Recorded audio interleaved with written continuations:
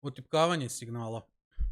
Ako pogledate u predlošku poglavlje 2.2 otipkavanje signala, ovdje vam je objašnjeno na koji način se radi, na koji način se nekakav kontinuirani signal predstavlja u MATLABu. Znači neka nam je x od t nekakav vremenski kontinuirani vremenski signal i on je definiran na vremenskom intervalu od 0 do t. N je cijelobrojna vrijednost, broj uzoraka koji uzimamo iz tog signala. Ukoliko je n dovoljno velik, tada se promatrani signal x može prikazati kao set n uniformno razmaknutih uzoraka. U ovom slučaju ovaj vrijednost delta, ta vrijednost delta predstavlja razmak između dva pojedina uzorka. I samim time onda ovdje ovaj s od k je cijelobrojna vrijednost i ona predstavlja svaki pojedini uzorak. Znači s od 1 će biti prvi uzorak u signalu, s od 2 će biti drugi i tako do kraja, do n uzoraka. Samim time kaže tk, to je vrijeme pojedinog uzorka, je k puta delta. Znači ako nam je, na primjer, vrijeme uzorkovanja 0,1 sekunda, znači da svakih 0,1 sekundu uzimamo pojedini uzorak. I u tom slučaju onda tk će biti 0, pa 0,1, pa 0,2, pa 0,3 i na taj način tk predstavlja vrijeme pojedinog uzorka. U ovom slučaju onda frekvencija uzorkovanja predstavlja koliki je broj uzoraka u jednoj sekundi. Znači fs jednako je 1 kroz delta, to jest 1 kroz razmak između dva uzorka, to jest n kroz t. N je ukupan broj uzoraka, t je ukupno trajanje signala. U ovom slučaju sad vidite na koji način možete otipkati nekakav vremenski signal. U ovom slučaju kad radimo sa vremenskim signalima, njih ćemo prikazivati kao vektore. To će biti matrica sa jednim redom i određenim brojem stupaca. U ovom slučaju imat ćemo vektor t koji započinje u nuli, a završava u 40 s korakom 0,1. Sad vidite na koji način ovo zapisujete. Kažete t je jednako i u uglatim zagradama 0, to je početak, znači prvi uzorak, dvotočka označava operator koji nam govori da sad ide parametar koji slijedi, koji govori step, to jest korak na koliko će svaki uzorak biti razmaknut, i onda ide ponovo dvotočka i onda kraj. Znači imamo start, dvotočka step, dvotočka end. I ako ovo napravimo u MATLABu, ako kažemo t je jednako u uglatnim zagradama 0, dvotočka 0,1, dvotočka 40. U tom slučaju vidimo da nam se kreirao vektor, to jest matrica 1 red i 401 stupac. To možete vidjeti ovdje u workspace-u gdje je definirana ta varijabla. Vidite da su njene dimenzije 1 puta 401. Ako pogledamo dalje u predlošku, imamo na primjer signal x od t i taj x od t je signal koji želimo uzorkovati. To je signal definiran u vremenu od 0 do 10 sekundi, znači t je element 0 do 10 i taj signal je sinus od 2t. Sad na koji način ćemo mi uzorkovati ovaj signal? Pa prvenstveno ovdje imamo definirane nekakve varijable ts, n, omega, t i x. Omega nam predstavlja kružnu frekvenciju, to je ovaj 2 i sad njega prepoznajete ovdje u sin 2t. T smo malo prije pokazali, to je vektor vremenskih trenutaka.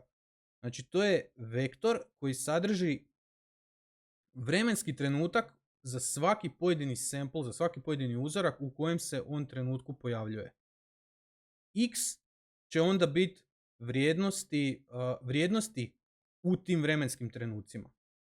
Znači, x će sadržavati amplitude ovog signala, a t će sadržavati vremenske trenutke tog signala. I ove dvije gore varijable, ts i n predstavlja ukupan broj uzoraka i ts predstavlja razmak između pojedinog uzorka, to jest vrijeme uzorkovanja. Samim time onda vidimo da je frekvencija uzorkovanja 1 kroz ts, a ukupan broj uzoraka nam ovisi o tome kakva je frekvencija uzorkovanja i koliko je trajanje signala. Znači, nekakav signal možemo definirati ili brojem uzoraka ukupnim, ili možemo znati koje je trajanje signala i koja je frekvencija uzorkovanja. U ovom slučaju, zbog toga što nam je poznat koji je ts i znamo da je vrijeme trajanja signala 10 sekundi, onda znamo da nam ukupan broj uzoraka mora biti 100. I šta se sad ovdje u biti u ovom kodu događa? Znači, ako to pokrenemo, ako kažemo ts jednako je 0,1, kažemo n je 100, v0 jednako je 2, ovo sad upisujemo kod iz samog predloška.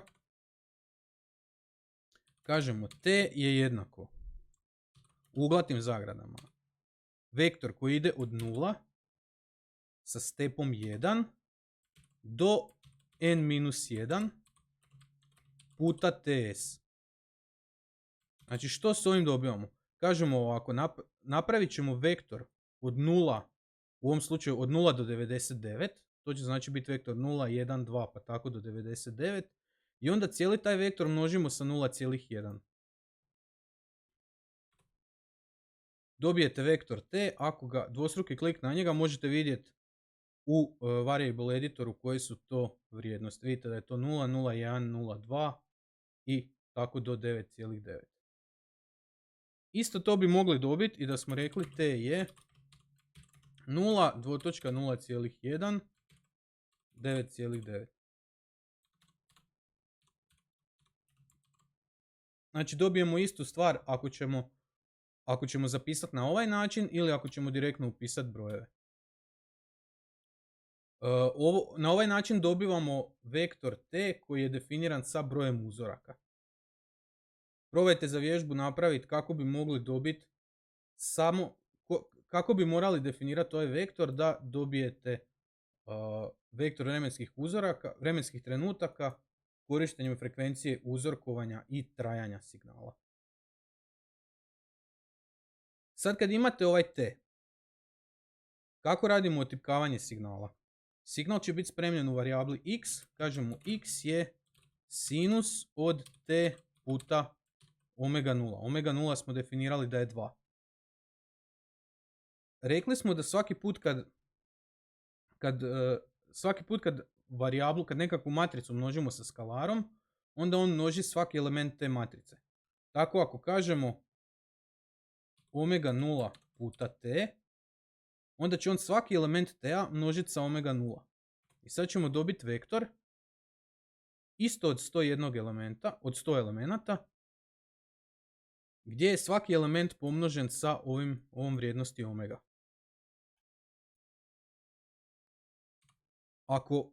Ako onda rezultat toga množimo, ako od tog vektora uzmemo sinus, onda će on će sad prvo pomnožiti t sa omega 0 i onda će od svakog elementa tog novog vektora uzeti sinusnu vrijednost, uzeti vrijednost sinusa. I sad vidite da kao što očekujemo za sinus, vrijednosti koje smo dobili su u rasponu od 0 do 1, pa onda pada do 0 ponovo, onda ide do -1 i tako stalno oscilira u rasponu od -1 do 1. I sad ono što mi možemo napraviti, možemo to dodijeliti u varijablu x. Kažemo x je sinus od omega 0 puta t. Sad smo otipkali ovaj sinusni signal u vremenskim trenucima t i oni su svi spremljeni u varijabli x.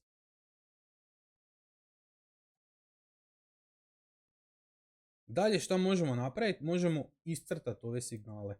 Sad, iako ove signale možemo vidjeti možemo vidjeti njihove vrijednosti tako da ih ispišemo, jednostavnije nam je da iscrtamo te signale. Zato koristimo naredbu plot. Plot, ako kažemo plot t, on će nacrtati ovakvu sliku, gdje ako ste predali samo jednu varijablu, ta jedna varijabla predstavlja vrijednosti na y osi. A na x osi su onda vrijednosti indeksa unutar tog polja. Tako da vidimo ovdje od 0 do 100 zato što imamo 100 elemenata i vrijednosti rastu od 0 do 10 zato što vrijednosti ovih vremenskih trenutaka rastu od 0 do 10. Ako predate dvije vrijednosti, kada predajete dvije vrijednosti, u tom slučaju prva vrijednost je nezavisna varijabla, to jest vrijeme, xos, a druga varijabla koju predajete je zavisna i to će biti ono što je na y. U ovom slučaju ćemo reći plot t,x. I sad vidite vaš sinusni signal koji je otipkan pomoću ove funkcije sinus.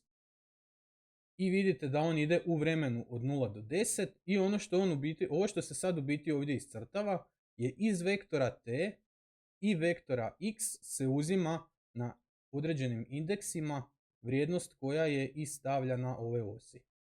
Tako da onda na elementu 10 je vremenski trenutak 1 i tu nam naš vrijednost x-a na mjestu 10 ima vrijednost 1.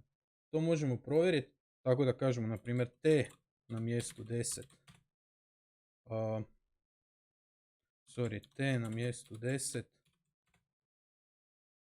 je 0,9, evo, a x na mjestu 10 je 0,97. Znači vidimo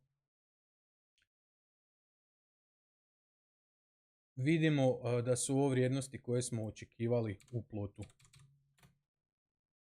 Vidite, na mjestu 0,9 je naša sinusoida došla skoro do vrijednosti 1. Isto tako vi sad ovdje možete kako pomičete, tako će vam on prikazati koje su to vrijednosti. Vidite ovdje 0,9 i 0,97.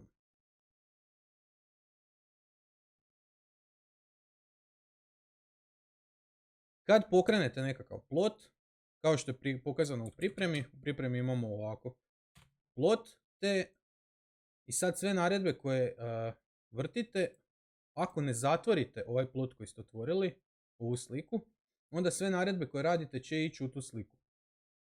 Što ako ih želite više, možete napisati figure i onda će on otvoriti novu sliku. I sad novi plot koji napišemo ide u tu drugu sliku. Sad možete otvoriti, vidite da figure 1 sadrži ovaj prvi plot koji smo imali, figure 2 sadrži ovaj drugi plot. Sve naredbe koje dalje pišete usmjeravaju se u ovaj drugi prozor. Tako onda imamo naredbe kojima možemo definirati nekakav tekst na osima ili postaviti neke dodatne vizualne opcije. U ovom slučaju, na primjer, imamo naredbu grid i ova naredba grid nam iscrtava rešetku koja nam olakšava iščitavanje vrijednosti iz grafa.